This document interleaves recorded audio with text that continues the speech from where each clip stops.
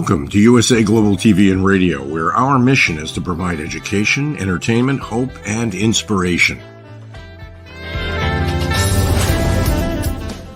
USA Global TV and Radio connects you with experts and audiences all around the world every single day to help you succeed in business and to live a richer life. Visit us at usaglobaltv.com to learn about career and life-changing training and mentoring programs like the Listening Mentor. Subscribe to our newsletter to stay informed about our special programs and offers. Discover how you can become a guest on one of our shows or a host or producer of a USA Global TV and Radio show of your very own. That's USA Global TV and Radio, where the doctor is always in.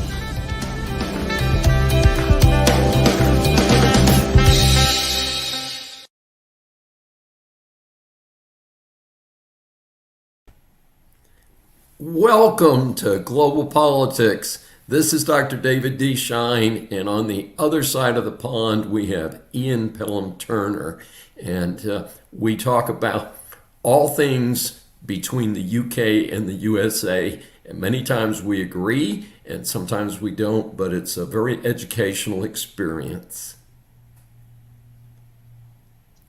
Well, good evening. It's evening to us. I think it's lunchtime for you. Yes, it is. In fact, I will probably grab some lunch right after we're done recording, but it is interesting. I did an interview a few days ago with a gentleman in Japan, and he was so kind because we agreed on a particular time, and I found out that it was after midnight in Japan when we were recording, and I felt quite bad that I had kept him up into the wee hours, as I believe you folks in Britain say.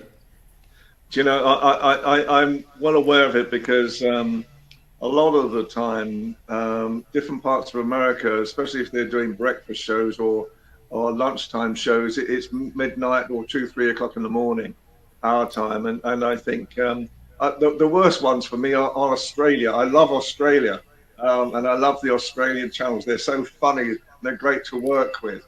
But it's about 3 o'clock in the morning, and I'm not my best. I have to sort of say so. You know. And I try and avoid, I do go to a number of breakfast networking meetings, but I do my best not to do them super early. And in fact, my local chamber has a meeting from 8, their breakfast meeting is 8:30 to 10. And that works very well for me.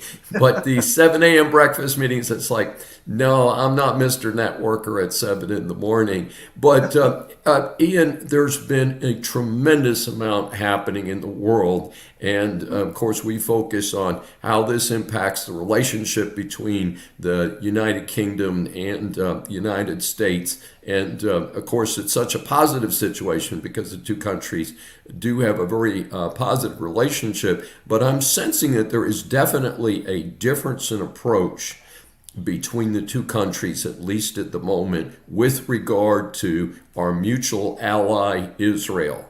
And it just seems that England is doing more to help Israel, and the United States has been a little bit somewhat recalcitrant when it seems like they should be a little bit more affirmative. Yeah, I think, you know, with obviously, I think I probably told you before, I worked in Lebanon last year.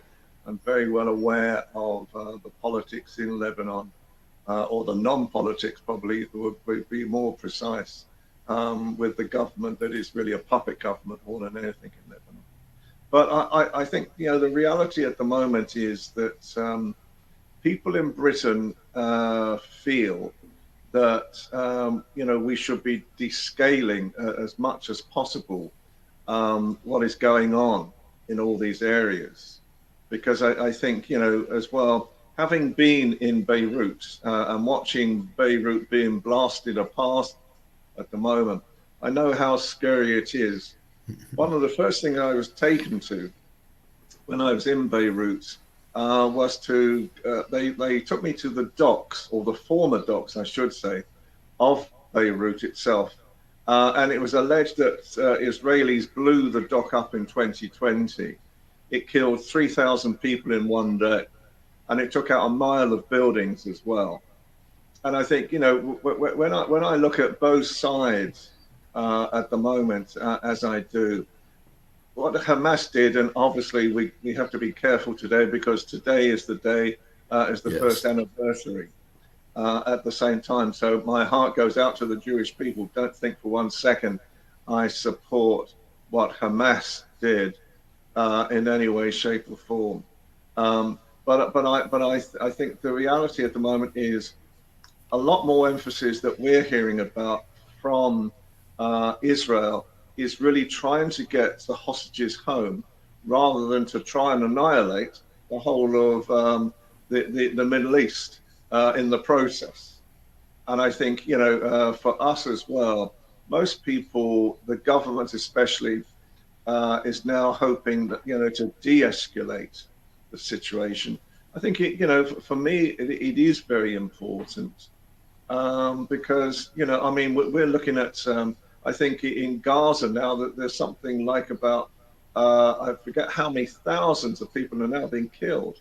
You Yes, know, it's over. The current report is, as of this morning, is over 42,000 reported killed, yeah, but there's no division between the Hamas militants, the civilians, and sadly, in some cases, the aid workers have been killed, including medical doctors and other people. So it is a difficult situation, there for sure.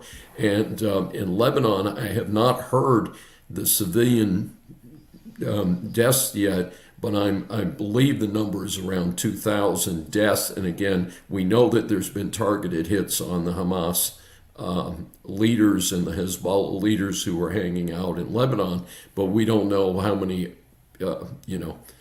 innocent bystanders were killed at the same time. And I was going to back up and ask you to tell us a little bit about, because we in the United States, I mean, I remember Lebanon as a country that 30 or 40 years ago had a significant Christian minority.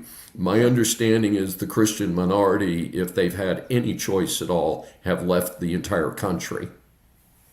I think what's been happening, you see, the problem with this whole situation is that where the Hezbollah enclaves are really more in the mountains, just really, in Lebanon itself, are tightly packed.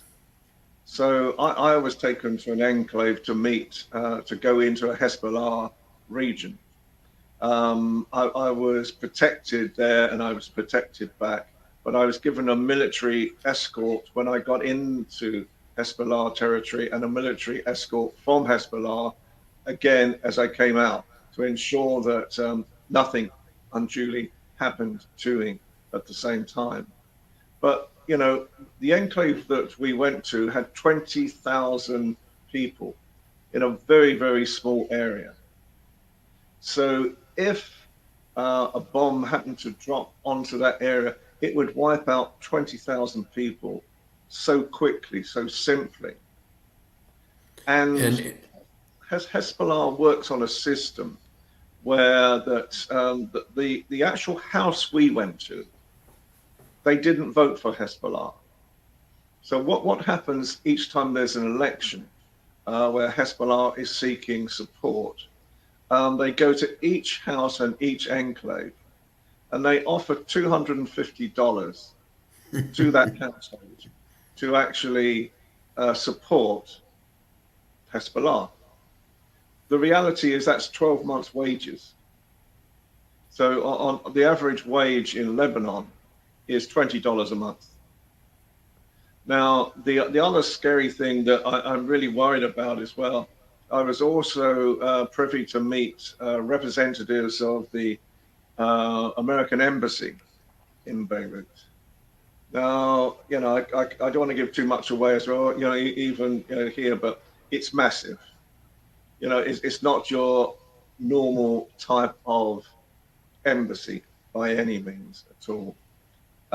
And my fear again is that if by chance something happens and it's closer to where they're hitting, close to some of the more prosperous areas of Beirut right now, And my fear is that if one of these rockets goes the wrong way, or something happens, and it drops into the middle of the U.S. embassy, that will be America. It's like Honolulu. It's like Hawaii all over Mhm. again. Yes. And so this is becoming a very, very dangerous time. And I think the other thing, and I'd like your opinion on this as well, is that when President Biden said the other night, he came out and someone asked him, are they thinking about bombing, what was it, the oil refineries, or the nuclear Yes. stations in Iran? And his words before he trailed away was, we're thinking about it. I think the stock exchange went down several points, and I think the blood pressure of most of his representatives went up several points. What did you think? Well, first of all, Biden has become the invisible president, and I hopefully will have some time today to talk a little bit about that, the impact on the relationship between the two countries, because we do seem to be, the infamous story of the headless horseman, and because Kamala is out running around campaigning, which is what she's supposed to be doing right now, and the VP slot in the United States has never really been a very significant slot. Harry Truman probably the most significant exception to that in 1946, 45. But there's a real concern with regard to Biden when he does make statements. They seem to be somewhat random in nature, and that they're not tied to necessarily a consistent policy of the United States. So one day it's, hey, we're going to sell, $200 billion worth of arms to Israel. And the next day, well, we really don't want Israel to keep bombing everybody, and we'd really like them to settle down. So I think if Biden is consistent, he would prefer that Israel not bomb Iran right now for two reasons. One is it could indeed lead to World War III, which is, of course, lingering out in the background. We're going to talk some more about that. But also, it would kind of be the final nail in the coffin, because even though he has been summarily removed from political office by his compadres, he still would like to see a Democrat, elected to the presidency, because that's his lifelong. He's been an active politician for 50 years. So, an explosion in the Middle East, a significant escalation at this time in the Middle East, is something that I think that Biden would very, very much like to avoid. That would be my considered thought on this. But America, people keep saying, many commentators keep saying, Israel is the only democracy in the Middle East. It is the only true ally of the United States, and frankly, of the UK. And therefore, we need to show its support. And of course, Israel was simply the incredible victim. And, most of the Americans, we parallel October 7th, 2023 to 9/11, which, of course, a month ago we had the anniversary of 9/11, and, an extremely sad event. And as someone pointed out over the weekend, is we lost 3,000 people in one brief period of time. And today, the equivalency of the loss of life in Israel on October 7th would be equivalent to us losing 40,000 people in one day. So I mean, it's a very significant situation. And Ian, you're going to have a second to ponder a reply there, because we are going to move to our first break on global politics, and hopefully people will stay tuned.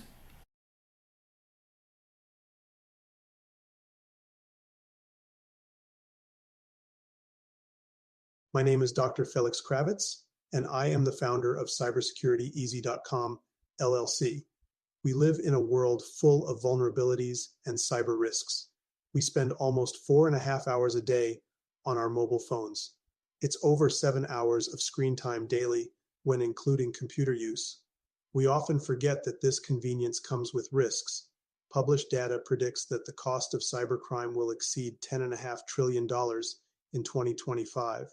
These numbers encompass not only businesses, but also each one of us, including our children and our parents. In 2023, the FBI reported over $3.4 billion lost by seniors aged 60 and older. Cybersecurityeasy.com LLC's initiative is to massively support the community by providing cyber safety coaching and improving social engineering awareness. Our goal is to make social engineering concepts of cybersecurity easier to understand. We work with business teams, seniors, and educational institutions, both individually and in groups. We cover various topics from phone phishing attacks to AI-generated voice cloning, robocalls, password protection, and more using life examples. Talk to us today. Call us at 847-845-9360 or email us at info@cybersecurityeasy.com.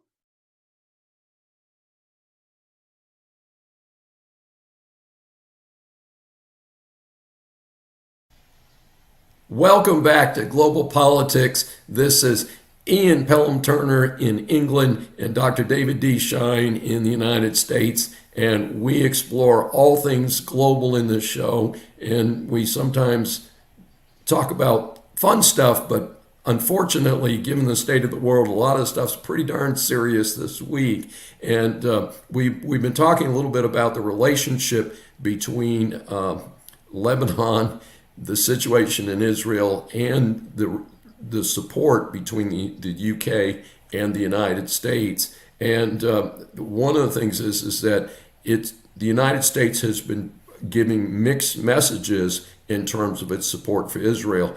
Ian, what are you seeing coming from the UK side? You were indicating before the break that you thought maybe the people in UK would kind of like things to back off a little bit, but is the government of UK of that same feeling?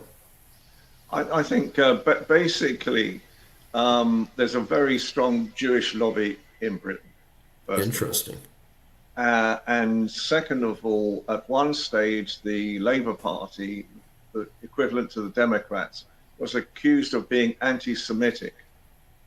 And they had to fight a long issue to actually prove that there wasn't anti-Semitism, in the thing. And this was during a Jeremy Corbyn area when he was the former leader at that time. And he was much more for Palestinians and rather took not such a positive view of Israel. So bearing both of those things in mind, as all politicians of Keir Starmer are prime ministers, powerful presence, he sits on the fence. So what part of him is sort of saying to the Jewish lobby, yes, we will support Israel. And then when he looks to the left wing of his party, he's also saying, yes, we're going to stop the bombing. And they've been to the United Nations and the whole thing. So, it's the reality at the moment is, I don't think, in reality, I don't think Britain has much to play. Yes, I think we've put a frigate in the area to actually help support. We've started flying out our nationals because it was very difficult for them to get out of Beirut itself.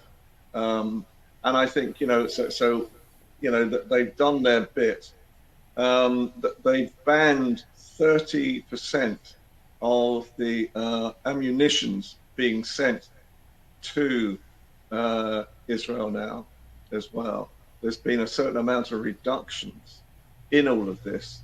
But, as I say, I think, where we are looking right now, I'm sure you get your nightly bulletins, and all we can see at night is big explosions. The firepower now, they've left Gaza as a desert of human cost as well. And now they're turning their firepower on Beirut especially. and other areas of Lebanon at the same time. And yes, there is a contingency, I agree, of Hezbollah that will fight back. It was financed and is being funded by Iran at the same time. And, the scary part at the moment is what is Israel going to do next? Because I think my guess is that they've waited until after today, for October the 7th, for the first anniversary. And then perhaps even tonight, they might, fire off another salvo into Iran. And so this continues, and so, I don't know what America thinks about it. Well, it's anybody's guess as to what will happen. I can tell you that the world community seems to be fairly enthusiastic that Israel do the bidding that the rest of us won't do, which is to bomb the nuclear facilities in Iran. The feeling being that probably one of the most dangerous countries other than North Korea to have nuclear weapons is Iran, since they've actually promised to use them. At least North Korea said, well, we will only use them if we're attacked. They, Kim Jong-un has at least said that. But the Iranians, the folks in charge, do seem to be quite serious. And it's interesting because I've actually, as a professor, have interviewed Iranian students who wanted to come here to pursue a graduate degree. And the young lady I talked to was worried about bringing her 2 dogs with her, and seemed to be the most typical early 20s bright young woman that I've ever dealt with, and certainly doesn't look like what we're seeing when we hear Khomeini and some of the rest of the cats giving these crazy speeches about everybody's going to get killed and all that. So it makes me nervous, because I am particularly concerned that we protect the civilian population, and I think that targeted bombing is a better way to do that. And it was interesting what Israel originally did in Lebanon that triggered the Iranian attack was that they, actually blew up specific apartments and things with these incredibly targeted bombs. But that does not seem to be, as you indicated, what's happening right now. There seems to be some very significant bombing activity. And I don't know the city of Lebanon, but I understand that they've been bombing the southern suburbs, which they indicate is where the Hezbollah folks live in the Lebanon, in the Beirut area. The problem in that area is really, it's like a ghetto area, first of all. It's shantytown. Yes. That's the best way of describing it. So, as I say, close to that where the port was, one bomb or one explosion, allegedly that the Lebanese always think it was the Israelis doing it in 2020. It killed 3,000 people in one day, and it took out a mile of buildings, which still haven't been repaired back again. And so it's a very, very tight community. That in all these areas, and just to call it sort of South Beirut, it's not that big a city in the first place. You can probably go around the whole city in about 40 minutes, if that. It's not that big by any means. But the reality, again, is all the time is that it's supposedly 1 million people have actually already left, the southern part of Lebanon to actually come into Beirut. There just isn't the capacity. And so if they start trying to sort of stay either on the beaches, which is one area that they've been talking about, or in areas, more in the south of Beirut, the chances are that they will be moved on or they'll be bombed again. It's a situation where, as you so rightly say, there is a large proportion of Christians in Lebanon and in Beirut as well. And yes, there is a large contingency. It's a very powerful contingency of Hezbollah as well. but how you disseminate between a building that may contain Hezbollah and not hit the hospital next door, or take it out at the same time. That's what's happening. Yes, it's certainly a humanitarian concern of all that, and of course I've also noticed that Israel has started to do more concentrated bombing with the Houthis over in Yemen, and of course, to me, it's a little bit of a surprise, but I thought it was interesting because during the major rocket attack from Iran about 2 weeks ago, the United States directly assisted Israel in identifying and taking out those rockets. And I understand that with regard to the Houthis, that both England and the United States supported them in part of this and it makes perfect sense because they're impairing one of the most important shipping channels in the world. So it seems that there would be a world consensus that you cannot have a bunch of terrorists with a whole lot of modern weaponry attacking such an important shipping area. So, but it's all part of the same deal. You've got Gaza, you have Lebanon, and you've got the issue in Yemen. And the issue in Yemen actually seems to have more impact internationally because of the impact on the traffic through the Red Sea. No, absolutely right, because basically what's been happening recently has been adding 2 to 3 weeks journey as they don't go through the Red Sea and they circumnavigate around that area. And obviously, see, there's implications all the time because, basically Britain sent off, I think, 2 or 3 naval frigates, and I think there is although they won't talk about it much, I think there is a nuclear sub in the area as well, just in case there's a warning signal. But with all of this, it's madness. Let's be honest.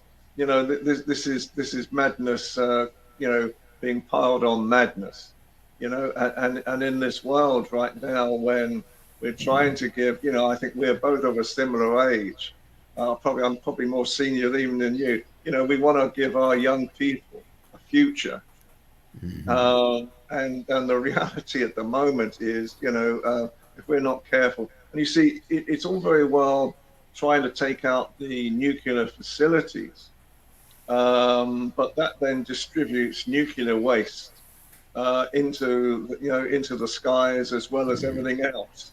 And you've only got to look at Chernobyl, as a prime example of doing something like that as well. I mean, thank goodness I'm not a politician. I can just complain about them.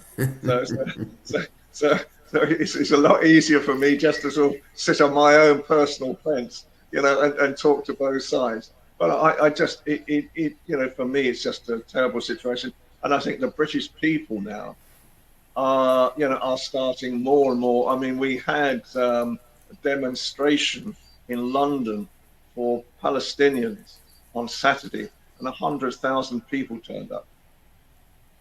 And really sort of brought that part of London to a halt. There's a lot of ill feeling on all sides right now, and I think the British government, is more worried about the language which is being used as well. And apparently, some of the protesters in that march were holding up signs saying, "We support," I think it was Hezbollah or Hamas. That was the sign.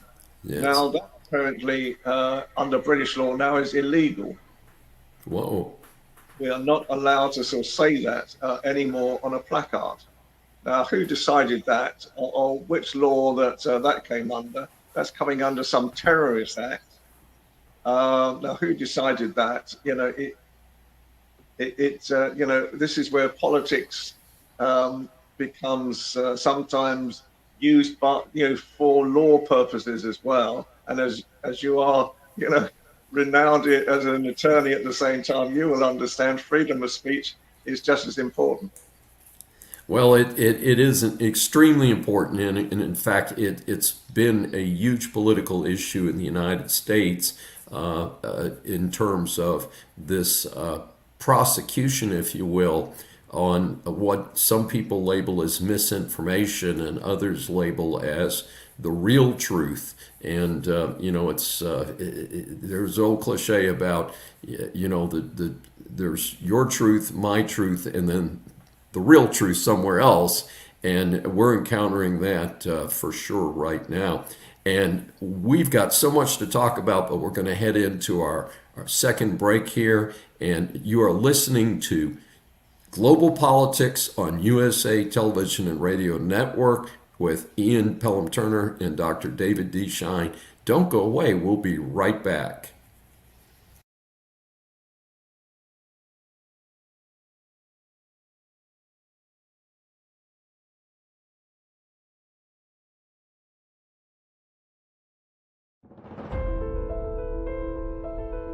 Hi, my name is Dr. Felix Kravitz. I have taught seniors and understand the crucial importance of online safety education for this community. I have also taught and worked at various colleges, universities, and training facilities in the Chicago region.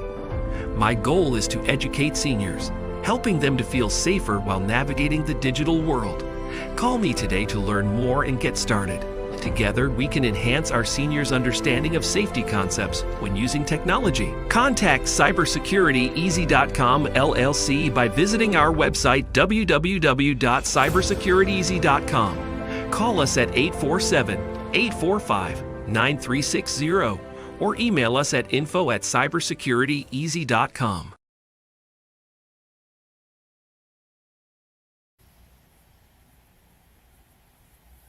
Okay, we're out of that break. Okay. Welcome back to Global Politics. This is your host, Dr. David D. Schein, with my favorite co-host, Ian Pelham Turner. And we're on each side of the pond, as we say, talking about some awfully serious issues today. And I want to volunteer regarding, you mentioned that you were happy you were not a politician. I do need to admit that I did run for office many years ago. Actually ran twice, I lost twice, and it was an extremely educational process. I do want to say that. And it also educated my children, none of whom seemed to have any interest in politics, having gone door to door with me during the summer of 1992. But it I think fed into some of the things that I'm doing today, including this show. But I'm very happy to not be a politician. In fact, after my second run in 1996, I said, the only way I will serve in a political position is if I'm appointed. I said, I'm running for office is for the birds. And you can see some of the political divide in the United States. We actually have had a 200% increase in anti-Semitic attacks in the United States over the last 12 months. And most of this is, of course, these pro-Palestinian and shockingly pro-Hezbollah and pro-Hamas, when these are organizations that are strictly about hate and about destroying people. They are not against the law under the First Amendment in the United States, but it's very interesting because the no longer in office Hillary Clinton and the no longer in office John Kerry have both said over this past weekend on various talking head shows, hey, we think we really need to crush all of these bad things being said in the media and all that. And apparently they in their addled old age have forgotten the significance of the First Amendment. So it is very interesting. But I did want to contrast that very quickly because I got the impression sitting on, again, I was in Scotland during the month of May, is that the new Liberal government has been involved in some of these determinations of you can't put certain things up. And it seemed to me, isn't that kind of counterintuitive that a Liberal government would be cracking down on political protest? I think, with all these things at the moment, I have to be extremely careful what I say is the reality, because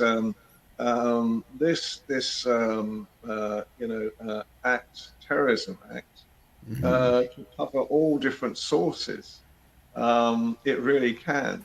So and so what I try to do right now is I will never condone any form of violence like Hamas or Hezbollah have done. I will never condone that as well. And I hope that that the thought processes that are being offered to Israel right now about reducing this amount of bombing will be listened to at the same time. Let me put it that way, as more comfortably as I can, because I get what happened 1 year ago. For that to happen is dreadful. There's no way in this world that we could ever condone any of that type of violence. That was just absolutely without foundation. I think at the same time, though, that but the types of programming that we are seeing, the opinions that we're seeing coming out of Tel Aviv right now, is much more on get the hostages home rather than bomb Beirut out of the world. And it depends, because I think Netanyahu, I noticed that his poll rating has gone up slightly. I mean, it went down extremely low for a long time. And you see, my fear, the fear that I have is that it has always been alleged that once this war is over and peace happens again, he's going to be, tried for several misdemeanors that he may be waiting in once this war is over. So the question that always throws in my world is, is he prolonging this war just to ensure that he doesn't go to prison? Oh, that's a fascinating situation. I'm not up on that particular piece, but I do know that he has some enemies, and I think it's a very safe bet that he will leave office at some point after this thing reaches a settlement. And we know from 1948 to present that there will be a stopping point somewhere, and it may be an uncomfortable stopping point like they've been in for the last 15 years, but we know that that'll happen. I wanted to shift gears a little bit to speaking of another place where we both countries have dumped a lot of money, and that of course is the Ukraine Russia situation. And I think that the UK has been actually more visibly supporting Zelensky than even the United States. It seems that seems to be a UK priority. And do you think that my observation is correct? Yes, I think, when Zelensky went to the United Nations and then he met Biden as well, and then he met Trump, and he didn't seem very comfortable with Trump. First of all, Trump was towering over him. He's quite minute, actually. I didn't realize how small in stature, but not big in heart at the same time that he was.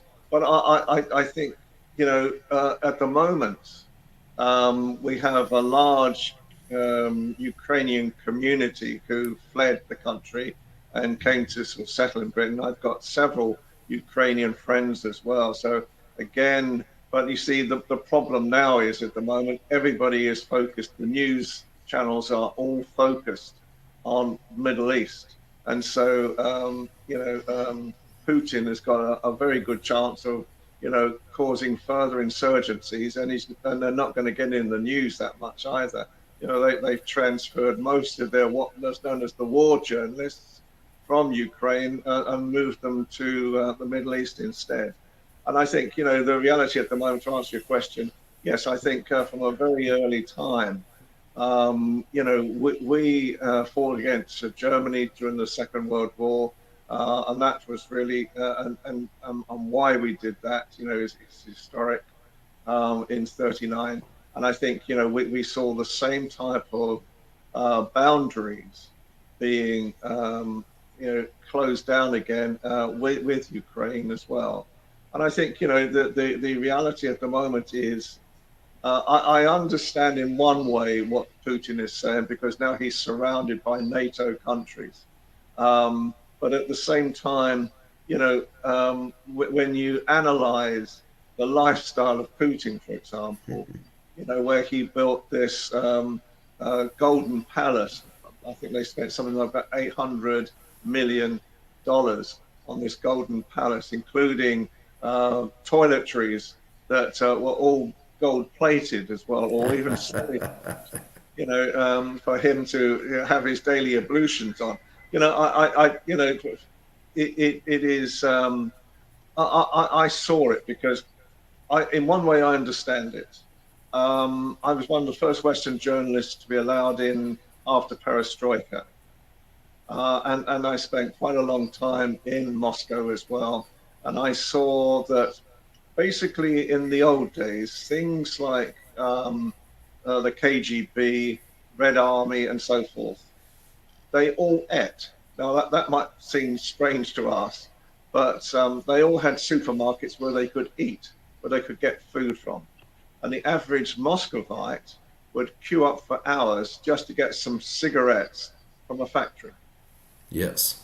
And I remember the first time I came, this might amuse you as an attorney as well. The first week I ever came there, and one night there was this court case going on.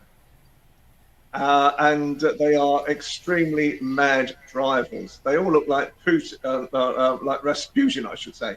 The drivers in Moscow, and they drive like madmen.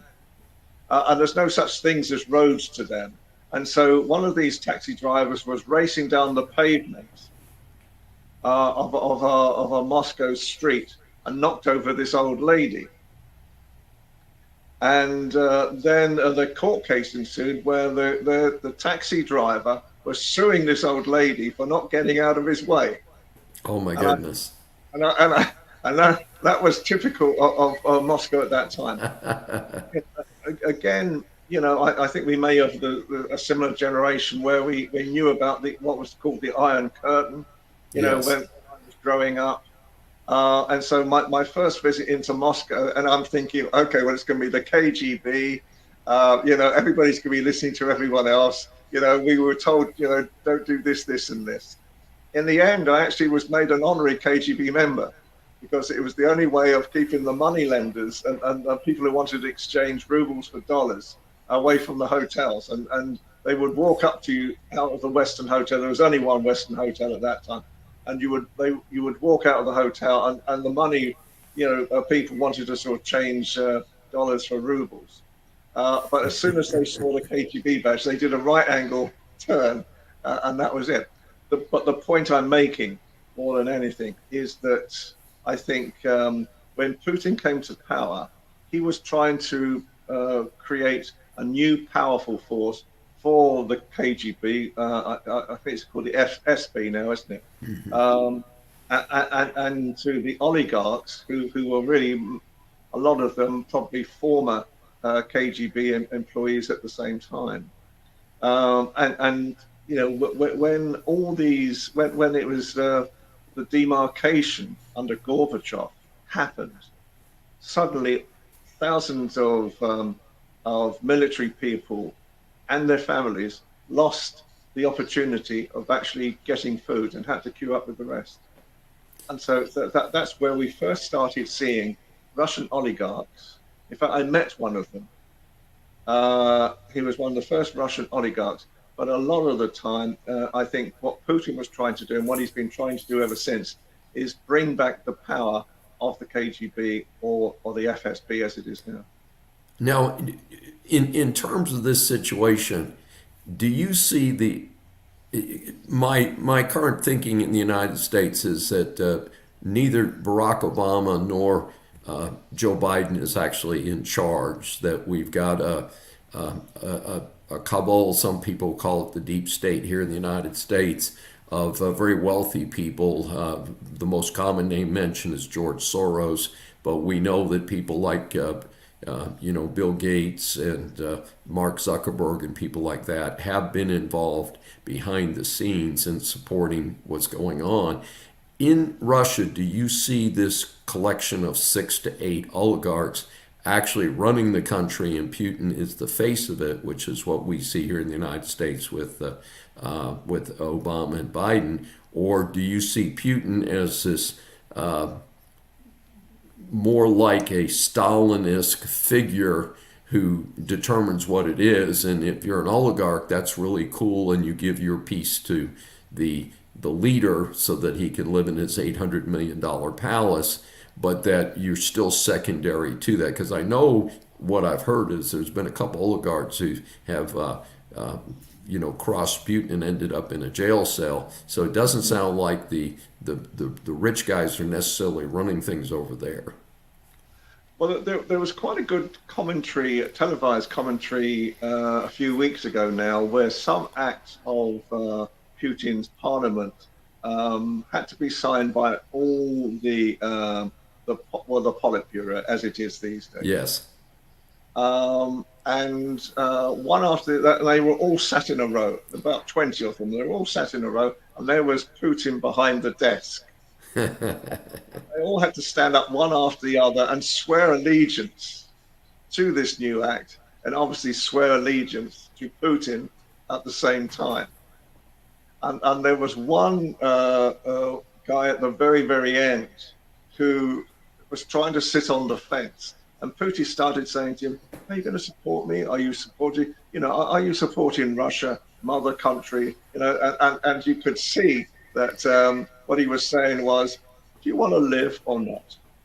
Absolutely. Well, I'll tell you what, let's pick up a little bit more on that. And we've got some other fine things to talk about as we head into our final break for this edition of Global Politics with Ian Pelham Turner and Dr. David D. Schein.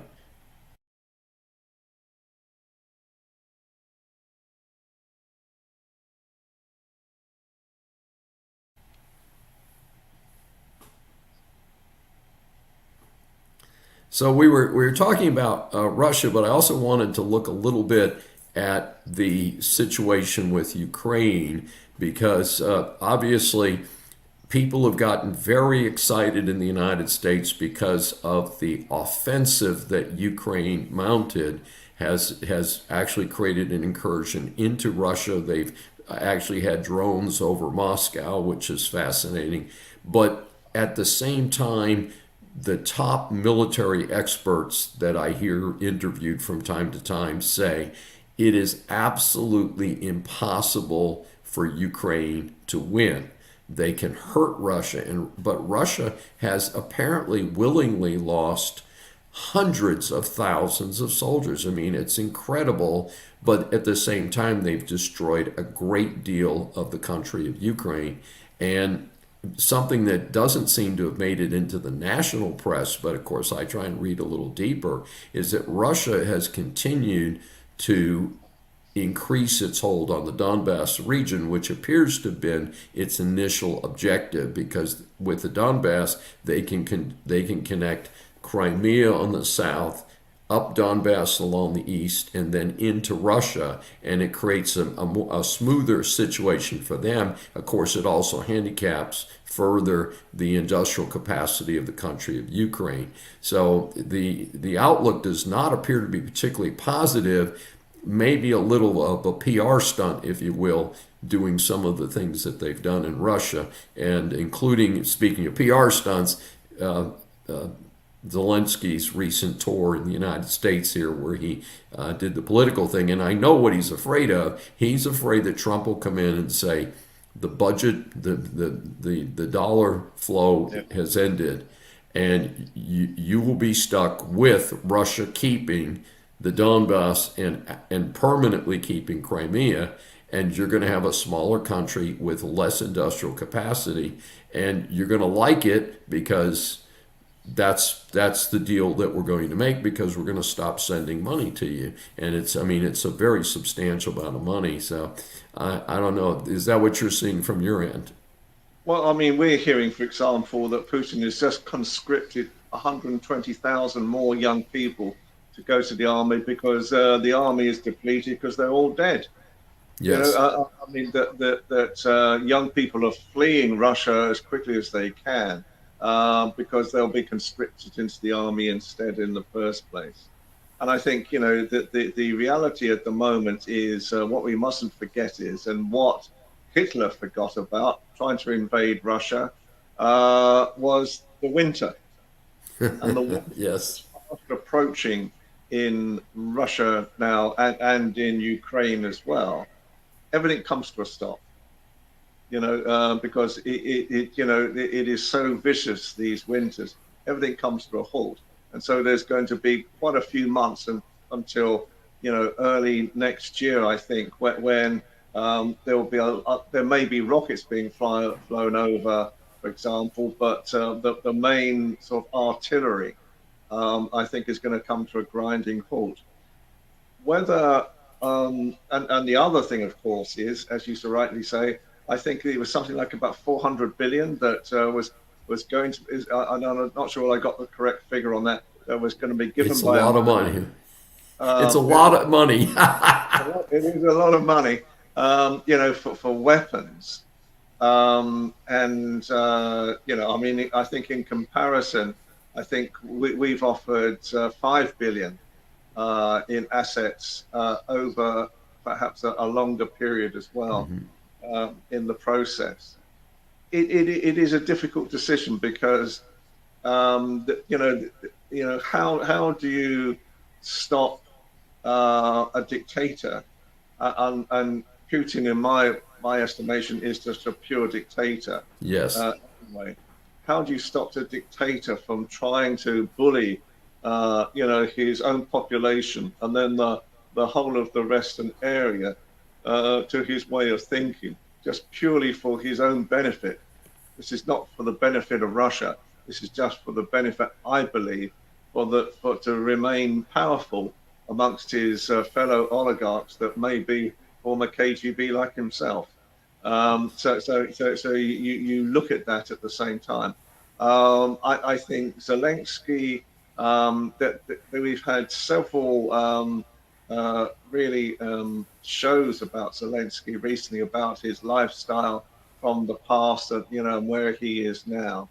And I think the reality at the moment, I can imagine that he's probably biting his fingernails at the moment, waiting to see who wins the election. Because, as you so rightly say, if former President Trump, becomes president again, I think that one of his first acts is that he thinks he can stop this war just by stopping the flow of money, and that will be that.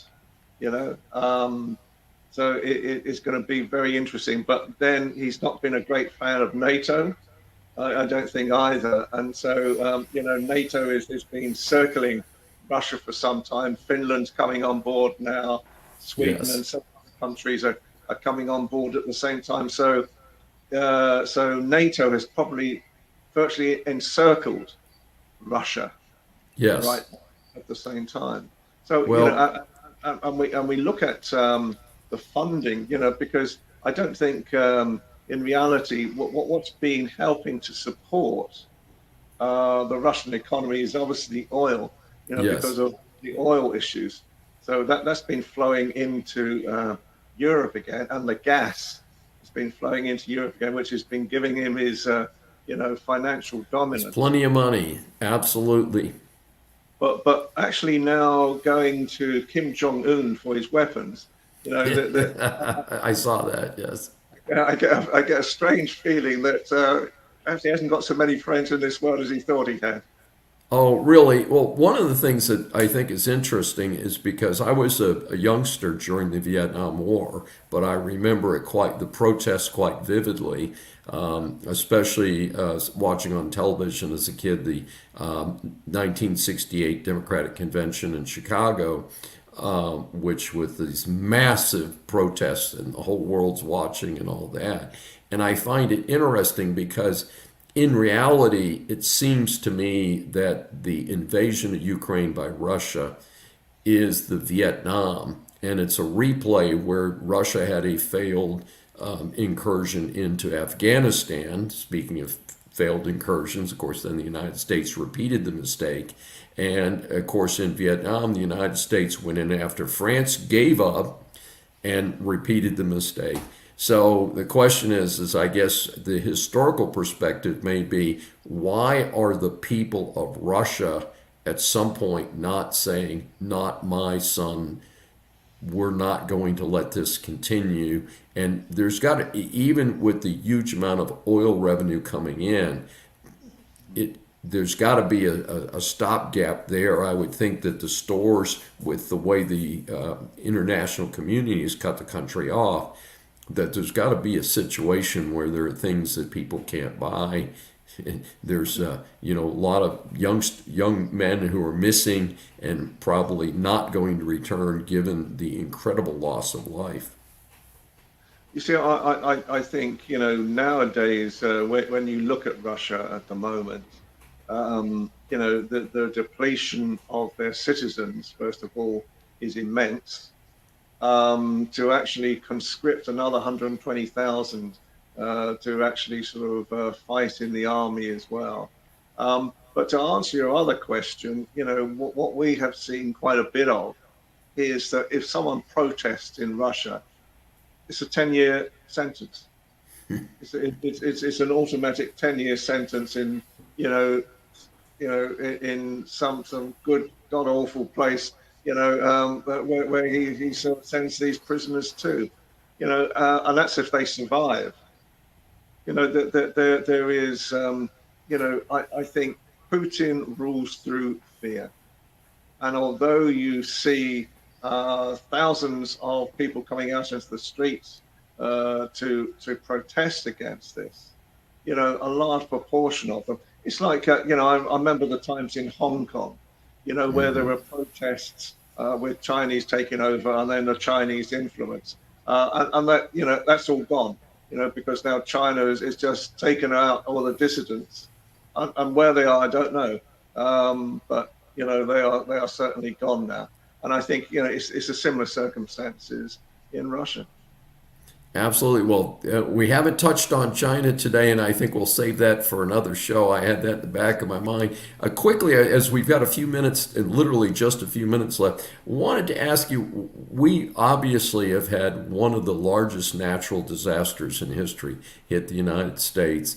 It's called Hurricane Helene, and it appeared to be at the starting point another hurricane, and I've lived in hurricane-prone areas my entire life. I live in Houston, Texas. We had a Cat 1 hurricane hit us just a couple months ago, and we actually were hit by a tropical storm, wasn't even a hurricane, that did enormous damage during May. And we've got a situation where Helene rolled into the panhandle of Florida, but then proceeded to stomp its way through much of the southeastern United States. The latest death toll is 225, which makes it in the top 20 major storms here in the United States since they've started keeping records. So the question is, very quickly, what kind of reaction do you see in Britain? Do the people in Britain just see it as an event, or what? No. We had a tremendous amount of TV time on it, and we're very sorry for what's happening with it as well. What